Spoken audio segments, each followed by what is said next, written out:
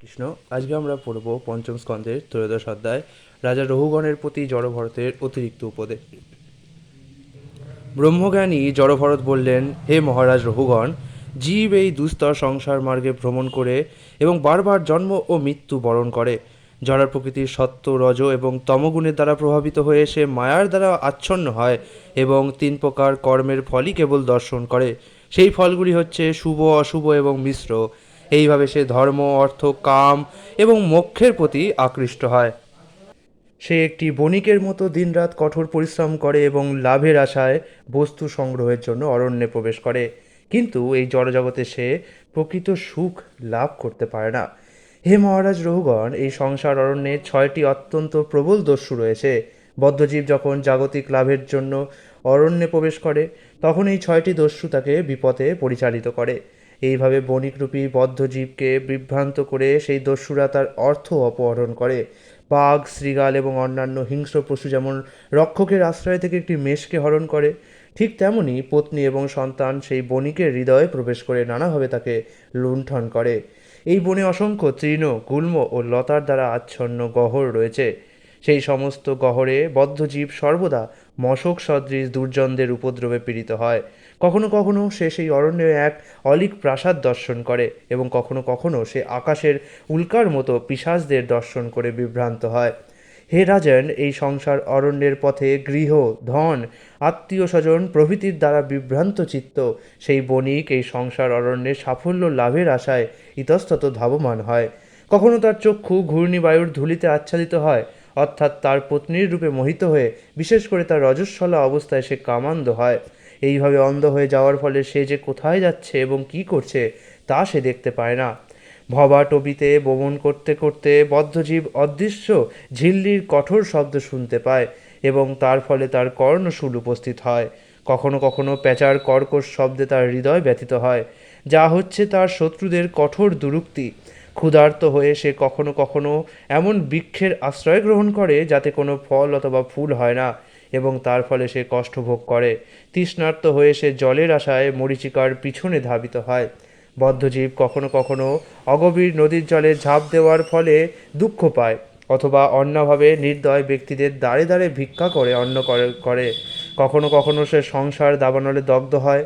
কখনো কখনো যক্ষ সদৃশ রাজারা কর গ্রহণের নামে যখন তার প্রাণতুল্য ধনসম্পদ অপহরণ করে, তখন সে দুঃখে ম্রিয়মাণ হয়।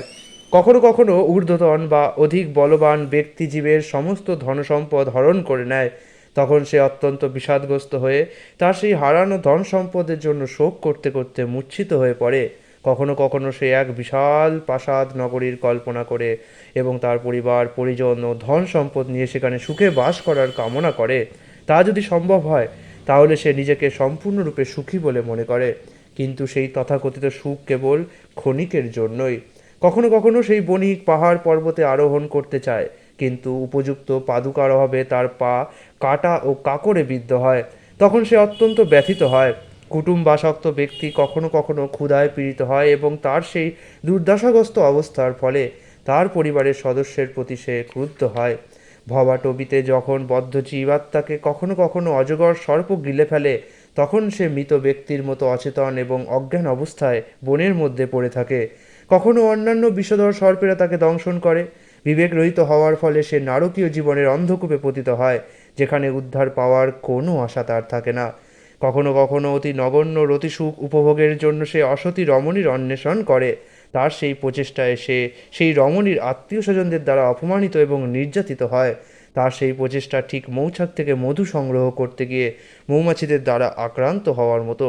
কখনো কখনো বহু অর্থ ব্যয় করে সে রতিসুখের জন্য পরদার লাভ করে, কিন্তু দুর্ভাগ্যবশত তার ইন্দ্রিয় সুখের বস্তু সেই রমণীটিকে অন্য কোনো লম্পট বলপূর্বক অপহরণ করে নিয়ে যায়।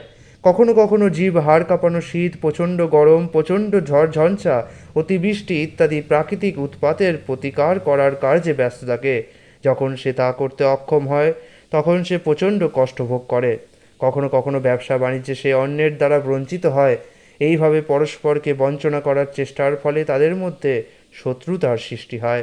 সংসার অরণ্যের পথে মানুষ কখনো ধনহীন হয়ে যায় এবং তার ফলে তার উপযুক্ত ঘর, বিছানা বা আসন থাকে না এবং সে যথাযথভাবে পারিবারিক সুখ উপভোগ করতে পারে না। তাই সে অন্যদের কাছ থেকে অর্থ ভিক্ষা করতে যায়, কিন্তু ভিক্ষার ফলে তার বাসনা পূর্ণ হয় না। তখন সে ঋণ করতে চায় অথবা পরের সম্পদ অপহরণ করতে চায়। এইভাবে সে সমাজে অপমানিত হয়। আর্থিক লেনদেনের ফলে সম্পর্ক তিক্ত হয় এবং চরমে শত্রুতায় পরিণত হয়। কখনো কখনো পতি পত্নী জাগতিক উন্নতির পথে অগ্রসর হয় এবং তাদের সম্পর্ক অক্ষুণ্ণ রাখার জন্য তাদের কঠোর পরিশ্রম করতে হয়। কখনো কখনো অর্থাভাবের ফলে অথবা রোগগ্রস্ত হওয়ার ফলে তারা অত্যন্ত বিপন্ন হয়ে মরণাপন্ন হয়। হে রাজন, সংসার অরণ্যের মার্গে মানুষ প্রথমে তার পিতামাতাকে হারায়। তাদের মৃত্যুর পর সে তার নবজাত সন্তান সন্ততির প্রতি আসক্ত হয়। এইভাবে সে জড়জাগতিক উন্নতির পথে বিচরণ করে এবং কালক্রমে বিপন্ন হয়। কিন্তু তা সত্ত্বেও অন্তিম সময় পর্যন্ত সে বুঝতে পারে না কিভাবে এখান থেকে বেরিয়ে যাওয়া যায়। এমন অনেক রাজনৈতিক ও সামাজিক বীর ছিল এবং রয়েছে যারা সমান শক্তিশালী শত্রুদের পরাভূত করেছে, কিন্তু তবুও অজ্ঞানতাবশত কোনো নির্দিষ্ট ভূখণ্ডকে তাদের নিজের সম্পত্তি বলে মনে করে তার ওপর অধিকার বিস্তার করার জন্য তারা পরস্পরের সঙ্গে সংগ্রামে লিপ্ত হয়ে যুদ্ধে প্রাণ হারিয়েছে। মহাবীর অথবা বিখ্যাত রাজনৈতিক নেতা হওয়া সত্ত্বেও সর্বত্যাগী সন্ন্যাসীরা যে পরম পদপ্রাপ্ত হন, আধ্যাত্ম উপলব্ধির সেই পথ তারা অবলম্বন করতে পারে না। কখনো কখনো জীব সংসাররূপী অরণ্যের লতার আশ্রয় অবলম্বন করে এবং সেই লতাশ্রিত বিহঙ্গকুলের কলধ্বনি শ্রবণ করার বাসনা করে। সেই অরণ্যে সিংহের গর্জনে ভীত হয়ে সে বক, সারস এবং শকুনির সঙ্গে সখ্য স্থাপন করে। এই সংসার অরণ্যে তথাকথিত যোগী, স্বামী এবং অবতারদের কাছে বঞ্চিত হয়ে তাদের সঙ্গ ত্যাগ করে জীব প্রকৃত ভক্তের সান্নিধ্য লাভ করতে চায়, কিন্তু দুর্ভাগ্যবশত সে তার গুরুদেব বা মহাভাগবতের নির্দেশ পালন করতে পারে না এবং তাই সে তাদের সঙ্গ পরিত্যাগ করে পুনরায় স্ত্রীসঙ্গ ইন্দ্রিয় সুখ পরায়ণ বানরদের সান্নিধ্যে ফিরে যায়। ইন্দ্রিয় সুখ পরায়ণ ব্যক্তিদের সঙ্গে মদ এবং মৈথুনের আনন্দ উপভোগ করে সে সুখী হতে চায়। এইভাবে সে তার জীবনের অপচয় করে। অন্যান্য ইন্দ্রিয় সুখ পরায়ণ ব্যক্তিদের মুখ দর্শন করে সে তার জীবনের প্রকৃত উদ্দেশ্য বিস্মিত হয়ে মৃত্যু মুখে পতিত হয়। জীব যখন একটি বানরের মতো এক ডাল থেকে আর এক ডালে লাফালাফি করে বৃক্ষ সদৃশ গৃহে কেবল মৈথুন সুখের জন্য জীবনযাপন করে, তখন সে একটি গর্দভের মতো তার স্ত্রীর পদাঘাতে তাড়িত হয়। সেই বন্ধন থেকে মুক্তি লাভে অক্ষম হয়ে সে অসহায়ের মতো পড়ে থাকে। কখনো কখনো সে দুরারোগ্য ব্যাধির দ্বারা আক্রান্ত হয়, যার তুলনা করা হয়েছে পর্বত কন্দরে পতিত হওয়ার সঙ্গে। সেই পর্বত গহ্বরে অবস্থিত হস্তি সদৃশ মৃত্যুর ভয়ে ভীত হয়ে সে লতাবল্লী অবলম্বন করে অবস্থান করে। হে শত্রুহন্তা মহারাজ রহুগণ, জীবাত্মা যদি কোনো ক্রমে এই ভয়ঙ্কর পরিস্থিতি থেকে মুক্ত হয়, তবুও সে পুনরায় মৈথুন সুখ উপভোগ করার জন্য তার গৃহে ফিরে যায়, কারণ সেটি হচ্ছে আসক্তির রীতি। এইভাবে ভগবানের মায়াশক্তির দ্বারা মোহিত হয়ে জীব সংসার অরণ্যে বিচরণ করতে থাকে। মৃত্যুর সময় পর্যন্ত সে তার জীবনের প্রকৃত উদ্দেশ্য খুঁজে পায় না। হে মহারাজ রহুগণ, আপনিও জড় সুখভোগের প্রতি আকৃষ্ট হয়ে মায়ার শিকার হয়েছেন। তাই আমি আপনাকে উপদেশ দিচ্ছি, আপনি আপনার রাজপদ এবং রাজদণ্ড পরিত্যাগ করুন, যাতে আপনি সমস্ত জীবের সহিত হতে পারেন। বিষয়াসক্তি ত্যাগ করে আপনি ভগবত ভক্তির দ্বারা শানিত জ্ঞানরূপ তরবারি গ্রহণ করুন এবং তার দ্বারা মায়াপাশ ছিন্ন করে ভবসাগরের পরপারে গমন করুন। মহারাজ রহুগণ বললেন, এই মনুষ্য জন্ম সমস্ত জন্মের মধ্যে শ্রেষ্ঠ। স্বর্গলোকে দেবজন্মও এই পৃথিবীতে মনুষ্য জন্মের মতো উৎকৃষ্ট নয়। অতএব দেবত্ব লাভের কী প্রয়োজন? স্বর্গলোকে প্রচুর সুখভোগের সুযোগ থাকার ফলে ভগবত ভক্তের সঙ্গ লাভ সম্ভব হয় না। আপনার শ্রীপাদপদ্মের ধূলির দ্বারা আচ্ছাদিত হওয়ার ফলে জীব যে অধক্ষজ ভগবানের প্রতি ব্রহ্মারও দুর্লভ শুদ্ধ ভক্তি লাভ করেন, তা মোটেই আশ্চর্যজনক নয়। মুহূর্ত মাত্র আপনার সঙ্গ করার ফলে আমি এখন সমস্ত কূর্তক, অহংকার এবং অবিবেক থেকে মুক্ত হয়েছি, যা জড়জগতের বন্ধনের মূল কারণ। আমি এই সমস্ত সংস্থা থেকে মুক্ত হয়েছি।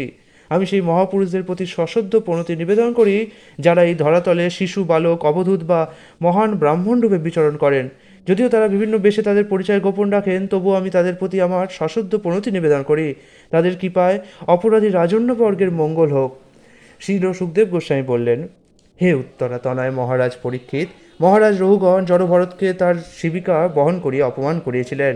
তাই জড়ভরতের মনে কিন্তু কিঞ্চিত অসন্তোষের উত্থিত হয়েছিল, কিন্তু জড়ভরত তা উপেক্ষা করেছিলেন এবং তার হৃদয় পুনরায় সমুদ্রের মতো প্রশান্ত হয়েছিল।